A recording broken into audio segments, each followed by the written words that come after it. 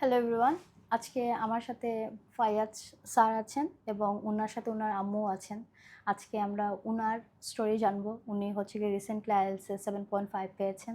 So উনার background story কীভাবে হচ্ছে গিয়ে প্রিপারেশন নিয়েছিলেন এবং জার্নিটা কেমন ছিল, ওইগুলোই আজকে আমরা জানবো। আম একটু ইন্ট্রোডাকশন যদি দিতেন আপনি। তো আমি হলাম ফাইয়াজ আহমেদ। তো আমি এইচএসসি দিছি গত বছর। আর এখন ইউনিভার্সিটি এক্সপ্লোর করতেছি বাইরে হায়ার স্টাডিজের জন্য যাওয়ার জন্য। ভার্সিটিতে ভর্তি হয়ে গিয়েছেন? ভার্সিটিতে ভর্তি হয়েছেন? না, এখনো হন নাই? আমি বাইরেই খালি করার প্ল্যান আছে? ২ নৌকাতে পা দিতে চাই না। আচ্ছা, ঠিক বাইরেই আছে। করবেন। হুম, আচ্ছা, আইএলটিএসে তো আপনি 7.5 পেয়েছেন। হুম। ফিলিংসটা কেমন? ফিলিংসটা নরমাল। নরমাল? কোনো নেই?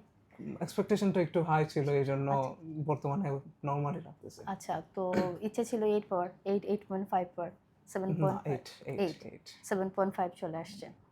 আচ্ছা, আন্টি আপনার যদি ফিলিংসটা একটু শেয়ার করতেন। আলহামদুলিল্লাহ, আসলে খুবই ভালো লাগতেছে। তো আমার ছেলে ফাইয়াজ, তো সে আসলে ছোটকাল থেকেই আমি পড়াইতাম, তো আমি একজন শিক্ষিকা। তো আমি পড়াইতাম যখন দেখতাম মাশাল্লাহ শুনতো, হুম, বুঝতো এই আর কি। তো পরে সে এখন বাইরে দেশে যাওয়া লাগে উচ্চশিক্ষার জন্য, তার আশা আর কি। সেই জন্য এই হ্যাকসাজে ভর্তি হওয়া। তো সে ভর্তি হইল। আহ, তো এখানে ক্লাস করলো। তার ভালোই লাগছে। সো ফাইয়াজ ছোটবেলা থেকেই পড়াশোনার প্রেশারেই ছিল।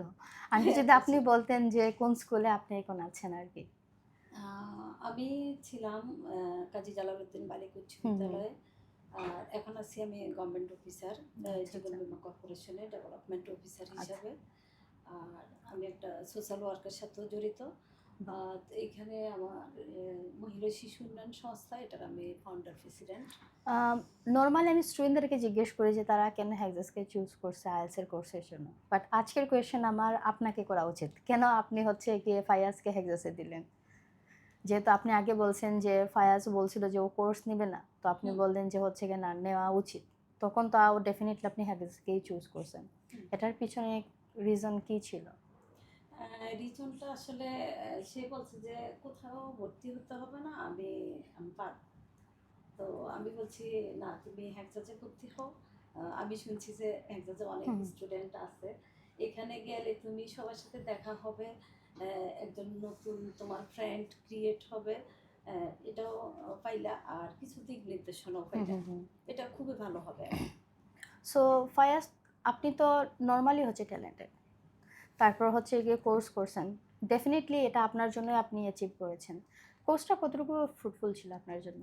অনেক বেশি ছিল। কোর্স বলতে গেলে একটা গাইডলাইন ছিল। হুম, আসলে কোর্স না করলে আসলে আমি জানতাম না কোয়েশ্চেন টাইপ কিরকম হইতো বা হুম, হুম, কি আসলো।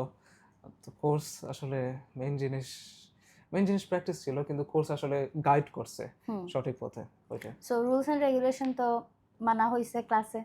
আমাদের তো অফকোর্স। হচ্ছে গিয়ে সব মানে লেট হলেও হচ্ছে গিয়ে একটা ইয়ে আছে, হুম, হোমওয়ার্ক সব কিছু মিলিয়ে। হুম। এটা কতটুকু মনে করেন ফ্রুটফুল ছিল?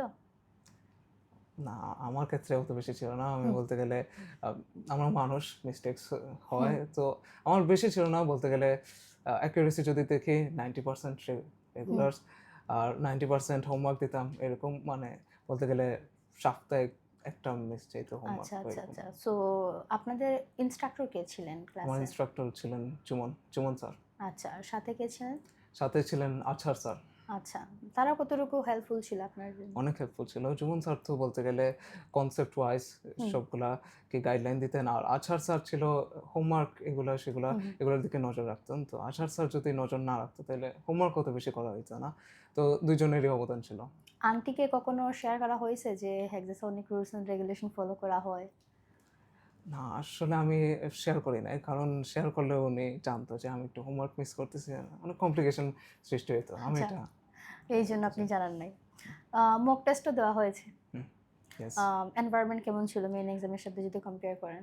সেম, একদম সেম। সেম। মক টেস্টে যেরকম এনভায়রনমেন্ট, মেইন হুম। টেস্টেও সেম এনভায়রনমেন্ট। স্পিকিং টেস্টও ডেফিনিটলি দেওয়া হয়েছে। Speaking test. পার্সোনাল টেস্টও দেওয়া হয়েছে। পার্সাল আমি একটা দিই নাই। একটাও দেন নাই। স্পিকিং টেস্ট মকের সাথে তো স্পিকিং টেস্ট আপনার হচ্ছে হুম। গিয়ে দেওয়া হয়েছিল। কতটুকু ফ্রুটফুল ছিল যে ফিডব্যাকগুলো স্যার ম্যামরা আপনাকে দিতেন? অনেক ফুটফুল ছিল। ফার্স্ট মক টেস্টে আমার 6.5 আসছে। তখন থেকে এটলিস্ট আমি বুঝতে পারছি যে আমার লেভেল কোন জায়গাতে আর কোন জায়গায় যাওয়া লাগবে। তো হুম। মক টেস্ট আসলে একটা আই ওপেনার। হুম। সো ওইটা বেনিফিশিয়াল ছিল আপনার অনেক জন্য। বেনিফিশিয়াল। আপনি হচ্ছে গিয়ে আমাকে বলেছিলেন যে আপনি ক্রাশ কোর্সটা করেছিলেন। অ্যান্ড দেন 20 ডেজ এর পরেই হচ্ছে মেইন এক্সামটা। ওই 20 ডেজে কোন রুটিনগুলা এমন কি রুটিন ফলো করেছিলেন? যেহেতু হচ্ছে গিয়ে আগামী তো আমাদের স্টুডেন্টরা হচ্ছে এক্সাম দিবে। তাদের জন্য কি বলতে চান? যে হচ্ছে সবারই তো ডিজায়ার স্কোর হচ্ছে গিয়ে অনেক ভালো একটা স্কোর করার। আপনি পার্সোনালি কোন জিনিসগুলো ফলো করেছেন যেটা আপনার ইমপ্রুভমেন্টে হেল্প করছে? ফার্স্ট অফ অল ৩ ঘন্টা লেজার শার্প ফোকাসের সাথে হুম, করা। আর টোটাল বলতে গেলে ৪ ঘন্টা পড়তাম। ৩ ঘন্টা হইলো যে সবগুলা মডিউল করতাম। আর ১ ঘন্টা হইলো যে হুম, মিস্টেকস এলিমিনেশন হুম, আর এগুলা যাতে আর রিপিট না করে। এরকম করতে, করতে আসলে মিস্টেকস এর সংখ্যা অনেক কমে গেছে। হুম, হুম। ডেফিনিটলি আমাদের অ্যাচিভমেন্টের জন্য কিন্তু আমাদের প্যারেন্টসরাই হচ্ছে গিয়ে সবচেয়ে বড় ভূমিকা পালন করে। ইয়েস, আন্টির যদি ভূমিকা একটু বলতেন, উনি কিভাবে আপনাকে হচ্ছে গিয়ে ডেফিনিটলি উনার জন্যই হয়তো আপনি হয়তো 7.5 পেয়েছেন। ছোট থেকে উনি ইয়েস। এত কষ্ট করে আপনাকে বড়ও করেছেন। আন্টির জন্য হচ্ছে গিয়ে যদি কিছু বলতেন, উনার ভূমিকা। আ যত মানে এখন যদি বলা যায় তাহলে তো দিন-রাত হয়ে হ্যাঁ, যাবে। এজন্য না, উনি বলতে গেলে যতটুকু সাপোর্ট করার হুম, ততটুকু করছে। আর আমাকে একটু স্পেসও দিয়েছে। এরকম না যে আ প্রত্যেকদিন জিগাইতো যে, "কি করতেছো? পড়তেছো হুম। কিনা?" এরকম। মানে আমাকে স্পেস দিছে যাতে আমি আমার প্ল্যানটা ডেভেলপ করতে পারি। এটার জন্য আমি হ্যাঁ, থ্যাঙ্কফুল। হ্যাঁ, আপনার নিজের একটা ফ্লোর ছিল। হুম। আম আমি লাস্টে জাস্ট একটাই কথা বলতে চাই যে হচ্ছে গিয়ে ক্রাশ কোর্স করা হয়েছে। ১ মাসের একটা হচ্ছে টাইম আপনি হ্যাগেসে ইনভেস্ট করেছেন। এবং চলার পথে স্যার ম্যামের সাথে আপনার হচ্ছে গিয়ে দেখা হয়েছিল। কতটুকু আপনি মনে করেন যে হচ্ছে গিয়ে আপনার জন্য বেনিফিশিয়াল ছিল হ্যাগসাস প্রতিষ্ঠানটা?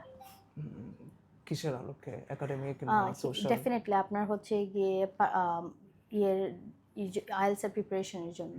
হুম। আইএলটিএস এর প্রিপারেশন এর জন্য তো হেক্সাস অফকোর্স একটা ক্রুশাল রোল ছিল। হুম, হেক্সাস হলো যে গাইডলাইন আর ক্লারিটি, স্পেশালি ক্লারিটিটা ছিল যে কোন টাইপ অফ কোয়েশ্চেন, কোন স্ট্র্যাটেজি ফলো করা লাগে। এসে এখন মেইন জিনিসটা হেক্সাস করবে যে আপনাকে হুম, মানে নলেজ দিবে, কিন্তু নলেজ হইলো এনাফ না। আপনার হইলো হুম, যে এটা one type of second nature হওয়া লাগবে। যে লিসেনিং এ একটা শুনছেন তো এমসিকিউ কোনটা আসলে চুজ করবেন। এসে তো পারফেক্ট করতে হলে নিজের হুম। প্র্যাকটিস আর এক্সারসাইজ হলো যে নলেজটা দিবে। এজন্য অবদান আপনি অপরিসীম। বলেছিলেন যে আপনার ডিজিএল স্কোর 7.5 না 8।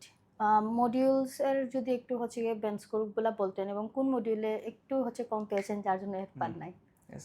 আমার লিসেনিং আসছে 8.5, হুম। রিডিং 7.5, রাইটিং 6.5 আর স্পিকিং 7।